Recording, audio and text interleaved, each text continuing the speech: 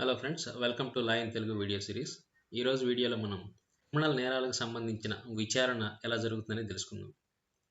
So నేరం యొక్క తీవ్రతను బట్టి మనకు విచారణలో కూడా రకాలు ఉన్నాయన్నమాట. క్రిమినల్ నేరాలకు సంబంధించిన విచారణ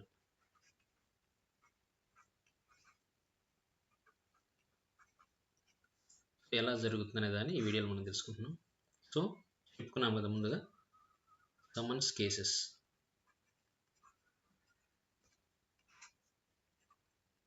warrant cases, sessions cases. So ఈ మూడు రకాలైన కేసులు ఉంటాయి అన్నమాట. మనకి వీటికి సంబంధించిన విచారణ ఎలా జరుగుతుంది. సో ఒక్కొక్క కేసుకి సంబంధించి ఒక్కొక్క రకమైన విచారణ ఉందన్నమాట మనకి క్రిమినల్ ప్రొసీజర్ కోడ్లో. ముందుగా విచారణ వరకు మనం పోవాలంటే అసలు కేసు ఎక్కడి నుంచి స్టార్ట్ అవుతుంది. ఒక నేరం జరిగిన వెంటనే ముందుగా మనం కంప్లైంట్ ఇస్తాం అనమాట.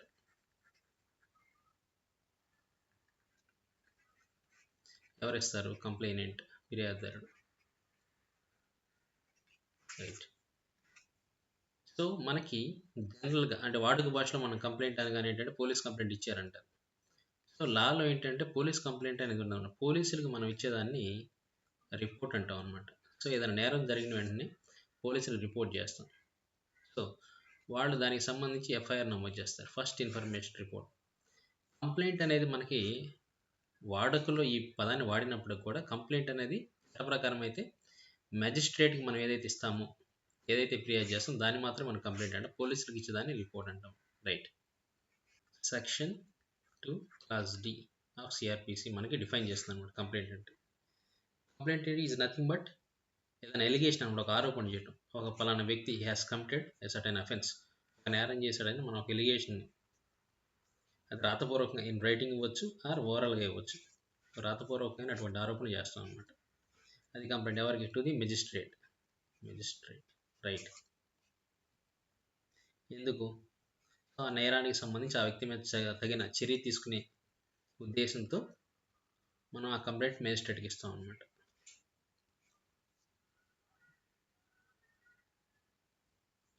ఇప్పుడు మనం పోలీసులకు ఇచ్చేదాన్ని కంప్లైంట్ అని చెప్పుకున్నాం కదా.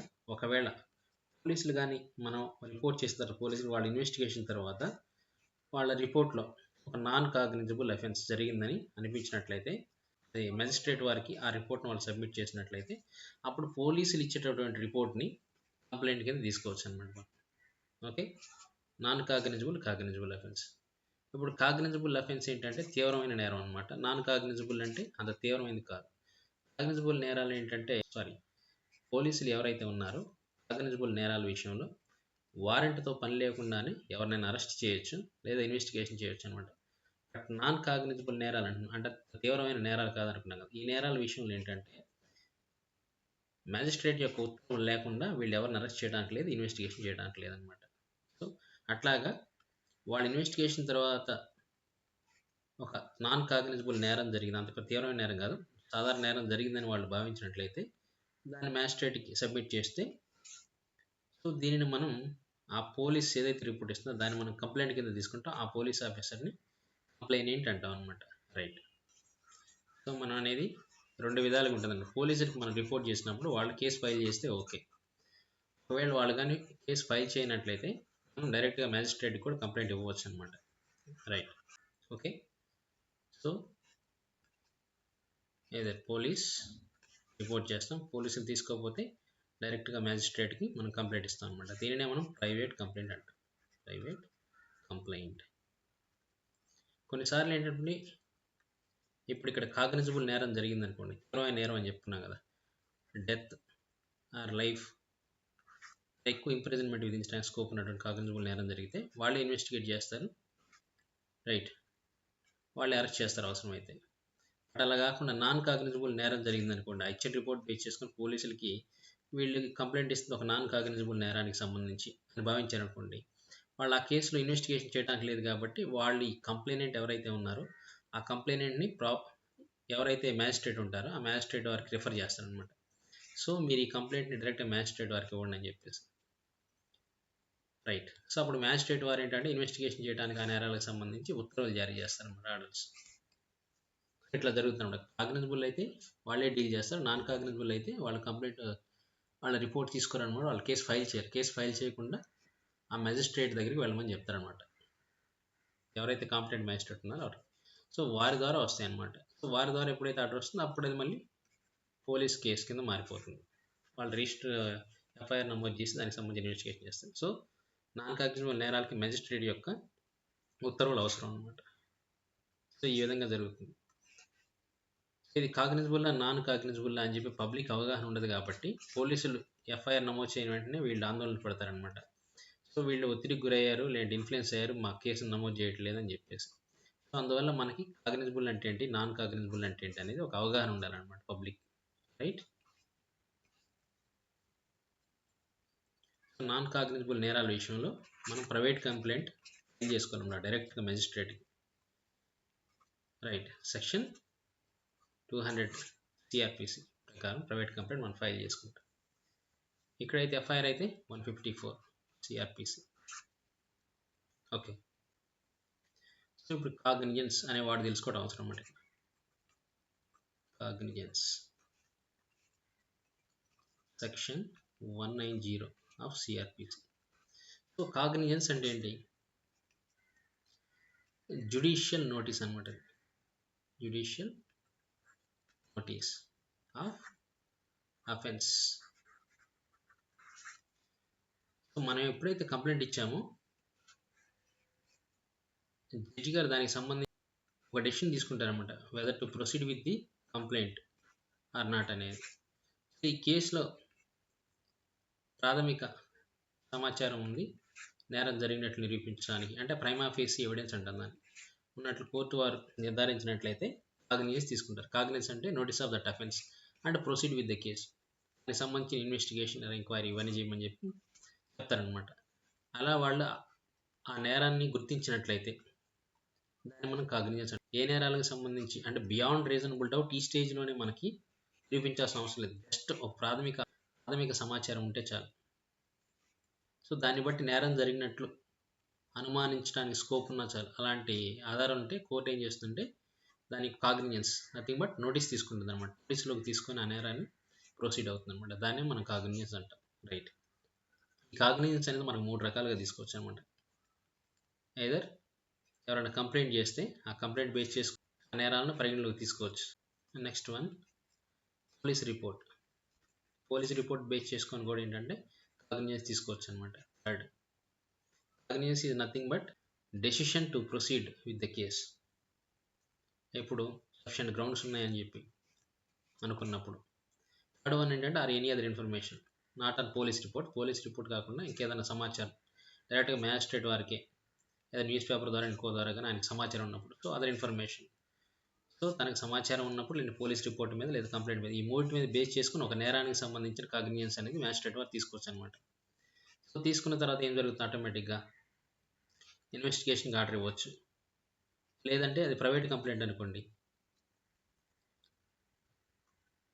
ప్రైవేట్ కంప్లైంట్ అయితే ఎవరైతే ఆ కంప్లైంట్ ఫైల్ చేస్తున్నారో ఆ కంప్లైనెంట్ ఎవరైతే ఉన్నారో కంప్లైనెంట్ అతనితో పాటు ఎవరైనా విట్నెస్లు ఉన్నట్టు కదా, విట్నెస్లు వీళ్ళందరినీ ఎగ్జామిన్ చేస్తారన్నమాట మ్యాజిస్ట్రేట్. ఎగ్జామిన్ చేసిన తర్వాత సఫిషియెంట్ ఎవిడెన్స్ ఉందని చెప్పి భావిస్తే కోర్టు సమన్స్ సర్వ్ చేస్తుంది అనమాట ఎవరైతే అక్యూజ్ ఉన్నారో వాళ్ళకి. లేదు ఫర్దర్ ఇన్వెస్టిగేషన్ కావాలి, ఇంకా ఫర్దర్ ఎవిడెన్స్ కావాలనుకుంటే పోలీసు వాళ్ళకి డైరెక్షన్ ఇస్తుంది అనమాట. కేసు ఫైల్ చేసి దీనికి సంబంధించి ఇన్వెస్టిగేషన్ చేయండి, ఎవిడెన్స్ సేకరించండి అని చెప్పేసి. సో ఆ తర్వాత వీళ్ళు ప్రొడ్యూస్ చేసిన విట్నెస్లు ప్లస్ వీళ్ళు ఇచ్చిన డాక్యుమెంట్స్ ప్లస్ పోలీస్ వాళ్ళు ఏదైతే సబ్మిట్ చేస్తారో ఎవిడెన్స్ మొత్తాన్ని బేస్ చేసుకొని సో కేసు ఫుల్ ఫ్లెజ్డ్గా ఉందనుకున్నట్లయితే అప్పుడు సమన్స్ సర్వ్ చేస్తాను అక్యూజ్కి ఎవరైతే కోర్టులో అపీర్ అవ్వమని చెప్పేసి. ఇది జరిగే ప్రొసీజర్ అనమాట. రైట్. కాగ్నిజెన్స్ ఈ 3 విధాలుగా తీసుకునే స్కోప్ ఉందన్నమాట. సో వాటిని మనం మోడ్స్ ఆఫ్ కాగ్నిజెన్స్ అంటాం. రైట్. జనరల్గా ఎవరు తీసుకుంటారు ఈ కాగ్నిజెన్స్ అనేది, అంటే ఎవరు గుర్తిస్తారు నేరం జరిగినట్లు, ఎవరు ఇన్వెస్టిగేషన్ చేయమని ఉత్తర్వులు జారీ చేస్తారంటే ఫస్ట్ క్లాస్ మ్యాజిస్ట్రేట్ ఎవరైతే ఉంటారో, first class magistrate. Right. So వీళ్ళకి ఏంటంటే బై డిఫాల్ట్ పవర్ ఉంటుంది అనమాట, ఇన్హెరెంట్ పవర్.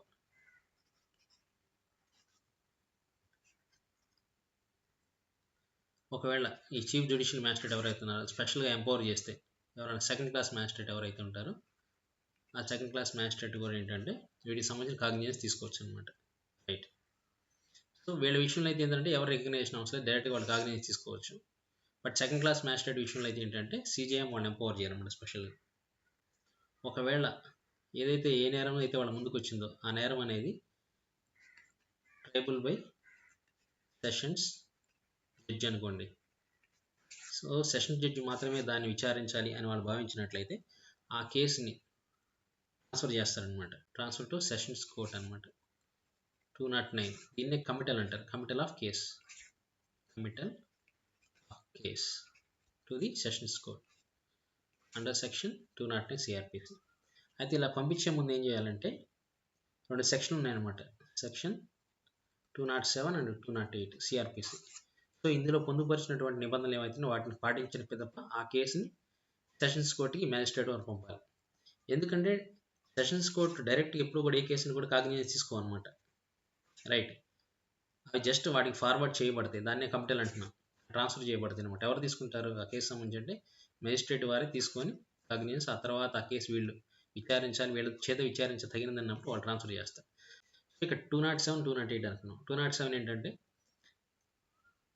వాళ్ళ కేసు ఎవరైతే అక్యూజ్డ్ ఉన్నాడో ఆ అక్యూజ్డ్ ఆ కేసుని ప్రాపర్గా ప్రిపేర్ అవ్వడానికి తగిన డాక్యుమెంట్స్ అతను కూడా ఇవ్వాలి కాబట్టి ఈ ఎఫ్ఐఆర్, ఈ ఛార్జ్ షీట్ ఇలాంటివి ఏవైతే ఉన్నాయో, అలాగే 161 స్టేట్మెంట్స్, ఇన్వెస్టిగేషన్ చేస్తున్నప్పుడు పోలీసు వాళ్ళు సాక్షుల నుంచి తీసుకున్న స్టేట్మెంట్లు ఏవైతుంటే ఆ స్టేట్మెంట్లు కానీ, లేదా ఒకవేళ ఎవరైనా కన్ఫెస్ చేస్తే నేరాన్ని ఒప్పుకుంటున్నట్లు ఒప్పుదల ప్రకటన ఏదైనా చేస్తుంటే 164 కింద. సో ఇవన్నీ కూడా 154 ఆర్ 173 ఆర్ 161, 164 ఈ ఏవైతే ఈ డాక్యుమెంట్స్ అన్నీ కూడా, ఇంకేమైనా అదర్ డాక్యుమెంట్స్ వాటి మీద ప్రాసిక్యూషన్ కానీ రిలై అవుతున్నట్టయితే వాళ్ళు సపోర్ట్గా తీసుకుంటున్నట్టు డాక్యుమెంట్, ఈ డాక్యుమెంట్ సంబంధించిన నకళ్ళన్నీ కూడా ఆ అక్యూజర్కి ఇవ్వాలన్నమాట. ఏ కేసుల్లో? Cases based on ఇన్స్టిట్యూటెడ్ based on police report అనమాట. పోలీస్ రిపోర్ట్ బేస్ అయిన కేసులు. పోలీస్ రిపోర్ట్ ద్వారా కాకుండా ప్రైవేట్ కంప్లైంట్ ద్వారా ఫైల్ అయిన కేసుల విషయంలో అయితే ఈ 208 ఏదైతే అది అప్లై అవుతుంది. పోలీసులు రిపోర్ట్ బేస్ చేసుకుని ఫైల్ అయిన కేసులు 207. వాళ్ళకి ఈ ఎగ్జామినేషన్ ఎక్కడ జరుగుతుంది? పోలీసుల ద్వారా కాకుండా ప్రైవేట్ కంప్లైంట్ ద్వారా ఫైల్ చేసిన కేసుల్లో మ్యాజిస్ట్రేట్ వారు ఎగ్జామిన్ చేస్తారు కదా. సో ఆ ఎగ్జామిన్కి సంబంధించిన రిపోర్ట్లు ఏవైతున్నాయో 200, 202 ఇవి ఏవైతున్నాయో వీటి కింద ఉన్న డాక్యుమెంట్స్ ఏవైతే ఉన్నాయో అవన్నీ కూడా వాళ్ళకి ఇవ్వాలన్నమాట. సో అందువల్ల ఈ రెండిట్లో ఉన్న నిబంధనలు ఏదైతే అది పోలీస్ కంప్లైంట్ అయితే ఇక్కడ, అది పోలీస్ రిపోర్ట్ అయితే ఇక్కడ, లేదంటే ప్రైవేట్ కంప్లైంట్ అయితే ఇక్కడ. దీంట్లో నిబంధనల ప్రకారం డాక్యుమెంట్లన్నీ అక్యూజర్కి ఇచ్చిన తర్వాత 209 కింద దాన్ని సెషన్స్ కోర్టుకి ట్రాన్స్ఫర్ చేయమాట కేసు. సో ఇది ప్రాథమిక విచారణ దాకా మనం పోవట్లేదు. విచారణకు ముందు ఏం జరుగుతుంది అనే దాని గురించి ఇక్కడ డిస్కస్ చేస్తాను. రైట్. మనకు సాధారణంగా ఏంటి కాగ్నిజెన్స్ తీసుకోవడానికి కాగ్నిజెన్స్. సో ఈ నేరానికి సంబంధించి ప్రొసీడ్ అవ్వాలా వద్దా, ప్రొసీడ్ అవ్వాలా ఆర్ నాట్ ప్రొసీడ్, కాగ్నిజెన్స్ తీసుకోవాలా వద్దా అనేది దేని మీద డిపెండ్ అయి ఉంటుంది. మనకు కొన్ని లిమిటేషన్స్ ఉన్నాయి అన్నమాట, కండిషన్స్, లిమిటేషన్స్. అవి ఏంటంటే జ్యూరిస్డిక్షన్. జ్యూరిస్డిక్షన్లో మనకేమున్నాయి? Territorial jurisdiction and subject matter jurisdiction. Right. So section 177 to 189 అనమాట ఈ సెక్షన్స్ డీల్ చేస్తాయి సిఆర్పిసిలో వీటికి సంబంధించి. టెరిటోరియల్ జ్యూరిస్డిక్షన్ అంటే ఎక్కడ ఏ ప్రాంతంలో జరిగిందో ఆ ప్రాంతం మీద అధికారం కలిగినటువంటి కోర్టులోనే మనం ఫైల్ చేయాల్సి ఉంటుంది అనమాట. సో అట్లా ఫైల్ చేస్తేనే ఆ కోర్టుకు జ్యూరిస్డిక్షన్ ఉంది. అలా కాకుండా వేరే కోర్టులో ఫైల్ చేస్తే దానికి జ్యూరిస్డిక్షన్ ఉంది. సో మనం దీన్ని కూడా చూసుకోవాలి. అలాగే సబ్జెక్ట్ మ్యాటర్ అంటే ఏంటి? సపోజ్ 7 years వరకు ఇంప్రిజన్మెంట్ విధించగలిగిన కేసులు, 3 years వరకు ఇంప్రిజన్మెంట్ విధించగలిగిన కేసులు అయితే మ్యాజిస్ట్రేట్ కోర్టులో, లేదా 7 years ఆర్ అబవ్ అంటే సెషన్స్ కోర్టులు. ఇలా ఏ న్యాయస్థానాలకైతే ఆ కేసులకు సంబంధించి ఆ నేరాలకు సంబంధించి శిక్ష విధించడానికి అధికారం ఉందో ఆ న్యాయస్థానాల్లో మాత్రం. ఇప్పుడు మర్డర్ కేసులు ఏంటంటే మన సెషన్స్ కోర్టులకు మాత్రమే అధికారం ఉంటుందన్నమాట. సో దాన్ని మ్యాజిస్ట్రేట్ కోర్టులో ఫైల్ చేయడానికి ఈ కోర్టులో ఆ సబ్జెక్ట్ మ్యాటర్కి సంబంధించి ఏ కోర్టులకైతే జ్యూరిస్డిక్షన్ అధికారం ఉందో అక్కడ ఫైల్ చేయాలి. అందువల్ల మనం దీన్ని కట్టుబడి ఉండాలన్నమాట. వీటిని కంప్లై చేస్తే మనం కేసు ఫైల్ చేయాలి. రైట్. కొన్నిసార్లు ఏంటంటే బార్ ఆన్ కాగ్నిజెన్స్, మనం ఆ నేరాలకు సంబంధించి నోటీస్ తీసుకోకుండా కొన్నిసార్లు బార్ విధిస్తారన్నమాట. సపోజ్ ఇప్పుడు పబ్లిక్ సర్వెంట్ సంబంధించిన కేసెస్లో అతను ఇన్వాల్వ్ అయిన కేసెస్లో ఏంటంటే ముందుగా ఏంటంటే ప్రయర్ పర్మిషన్ తీసుకోవాలన్నమాట. Prior permission from the government. Okay. So ఈ కేసులు ఏంటంటే ఈ పర్మిషన్ తీసుకుంటేనే న్యాయస్థానాలు ఆ నేరాలు జరిగినట్లు గుర్తించి అలా ప్రొసీడ్ అవుతాయి దానికి సంబంధించి కాగ్నిజెన్స్ తీసుకుంటే. లిమిటేషన్, టైం లిమిటేషన్ అనమాట. ఏదైనా ఒక నేరం జరిగితే ఇన్ని సంవత్సరాల్లోపు కేసు ఫైల్ చేయాలని చెప్పేసి మనకు చట్టం నిర్దేశించింది అనుకోండి, ఆ పీరియడ్లో ఫైల్ చేస్తేనే ఈ కాగ్నిజెన్స్ తీసుకోవడం జరుగుతుంది అనమాట. రైట్. ఆ పీరియడ్ దాటిపోతే ఆ కేసును విచారించడానికి కోర్టు సముఖంగా ఉండదన్నమాట. సో ఇవన్నీ మన జ్యూరిడిక్షన్, ఏమన్నా జ్యూరిడిక్షన్ సంబంధించి కాగ్నిజెన్స్ తీసుకోకుండా ఏదైనా బార్ ఉన్నట్లయితే ఏమైనా అడ్డంకి ఉంటే అలాంటివి గమనించాలి. అలాగే టైం పీరియడ్ ఏదైతుందో అది చూసుకోవాలన్నమాట, లిమిటేషన్ పీరియడ్. ఇవన్నీ అనమాట కాగ్నిజెన్స్కి సంబంధించి వీటిని మనం పరిగణలోకి తీసుకోవాలి. సో ఇది ముందుగా మనకి వీటి మీద ప్రాథమిక అవగాహన ఉండాలన్నమాట. రైట్. ఇప్పుడు టైప్స్ 3 రకాలని మనం చెప్పుకున్నాం కదా. ముందుగా కేసెస్ టైప్ చెప్తాను మీకు. ఎందుకంటే నాన్ కాగ్నిజబుల్ కేసెస్ విషయంలో మనం జరిగినట్లు పోలీసులను అప్రోచ్ అయినా వాళ్ళు ఎఫ్ఐఆర్ నమోదు చేయాలన్నమాట. అందువల్ల మనం ఆందోళన పడడానికి అవసరం లేదు. ఎందుకంటే వాళ్ళకి అధికారం లేదు. మనం ప్రతిసారి కంప్లైంట్ ఇచ్చిన వెంటనే వీళ్ళు ఎఫ్ఐఆర్ నమోదు చేయలేదని చెప్పేసి వీళ్ళు ఇన్ఫ్లుయెన్స్ అయ్యారు, మనం పట్టించుకోలేదని అనుకుంటా ఉంటాం. అది కాగ్నిజబుల్ కేసు అయితేనే వాళ్ళకి అధికారం ఉంది ఎఫ్ఐఆర్ వేసి ఇన్వెస్టిగేట్ చేయడానికి లేదా అరెస్ట్ చేయడానికి. సో నాన్ కాగ్నిజబుల్ కేసులో వాళ్ళకి అధికారం లేదు, మనం డైరెక్ట్గా ప్రైవేట్ కంప్లైంట్ ఫైల్ చేయాలన్నమాట మ్యాజిస్ట్రేట్ దగ్గర. సో ఇది గుర్తుపెట్టుకోండి, ఇది మీకు ఐడియా ఉండాలన్నమాట పబ్లిక్కి. కాగ్నిజబుల్ కేసు అంటే వారెంట్తో మ్యాజిస్ట్రేట్ యొక్క ఉత్తర్వులు, అంటే వారెంట్తో పని లేకుండానే అరెస్ట్ చేయొచ్చు లేదా ఇన్వెస్టిగేషన్ చేయొచ్చు. నాన్ కాగ్నిజబుల్ అంటే అది తీవ్రమైన నేరం కాదన్నమాట, దాంట్లో మ్యాజిస్ట్రేట్ యొక్క ఉత్తర్వులు కావాలి. ఓకే, ఇన్వెస్టిగేషన్ చేయాలని, అరెస్ట్ చేయాలని. ఇప్పుడు మన క్రిమినల్ ట్రయల్స్ అనగా మన క్రిమినల్ ట్రయల్స్ 3 రకాలు అనమాట. ఒకటి summons trials, next warrant trials, third one sessions trial. Okay. So summons వచ్చేసరికి ఏంటంటే మనకి చాప్టర్ 18 డీల్ చేసిన సిఆర్పిసిలో, చాప్టర్ 19 అనమాట. వారెంట్ కేసు వచ్చేసరికి chapter 19, this one is chapter 20. Right. So ముందుగా సమన్స్ కేసెస్, ఆ తర్వాత కొంచెం లెస్ సివియర్, తర్వాత అంత సివియర్ కాని కేసెస్ అనమాట. 18, 19, 20 3 మనకి ఇంపార్టెంట్ అనమాట. విచారణ ఎట్లా జరుగుతుందనేది మనకు ఒక అవగాహన రావాలంటే ఈ 3 చాప్టర్లో మనకు అవగాహన ఉండాలి. సో ముందుగానే ప్రాథమిక అంశాల మీద మీకు అవగాహన వచ్చింది కాబట్టి నేను వివరించాను ఇక్కడ. ఇప్పుడు ట్రయల్స్ చూద్దాం. సో ఈ 225 to 250 సెక్షన్స్, ఈ నెంబర్ గుర్తుపెట్టుకుంటే ఈజీ అనుకుంటున్నాను, 25 to 50 అనేది. సో ఇవి సెషన్స్ అండ్ వారెంట్ కేసులకు సంబంధించి డీల్ చేస్తాయి అనమాట. ఇంకా రిమైనింగ్ 251 to 259 ఇంకో 9 సెక్షన్స్ ఉన్నాయి. ఇవి సమన్స్ కేసెస్ డీల్ చేస్తాయి అనమాట. ఈ 225, 250 కూడా స్ప్లిట్ చేయొచ్చు మనం ఫర్దర్గా. సో 225 to 237 వరకు సెషన్స్ కేసెస్ అనమాట. అలాగే 238 to 250, so this one last one గుర్తుపెట్టు, ఇది వారెంట్ కేసెస్ అనమాట. 51 to 59 వచ్చేసరికి సమన్స్ ట్రయల్స్ అనమాట. సో ఇది నేను నెక్స్ట్ వీడియోలో వివరిస్తాను. ఇప్పటివరకు మీకు డౌట్స్ ఉంటే కామెంట్ చేయండి.